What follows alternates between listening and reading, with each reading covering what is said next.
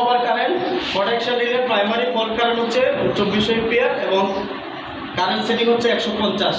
যদি city ratio মানে 400/5 হয় তবে বের করো প্লাগ সেটিং মাল্টিপ্লায়ার। আমার এতটুকু চাইছে, কিন্তু আমাকে এটার থেকে কী কী ভ্যালু বের করা যেতে পারে সেটা হচ্ছে rated secondary current of CT. তাহলে rated secondary current of CT কত? এটা যেহেতু সিটি রেশিও আছে, সিটি রেশিওর সেকেন্ডারি কারেন্টটা হচ্ছে রেটেড কারেন্ট, যেটা এটা সিটির গায়ে লেখা। কথা বুঝতে পারছেন? তাহলে এটা একটা আনসার হইতে পারে, চাইতে পারে অনেক সময়।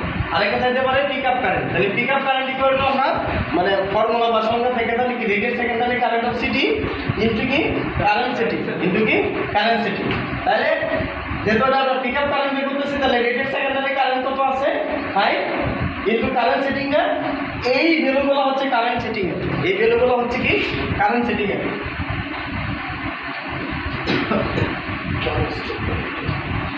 তাহলে কারেন্ট সেটিং এর ভ্যালুগুলো কি কি হইতে পারে? 50, 75, 100, 125, 150, 175, 200 যে কোনোগুলো। কিন্তু এখন আমাকে দেওয়া আছে কোনটা? 150 দেওয়া আছে।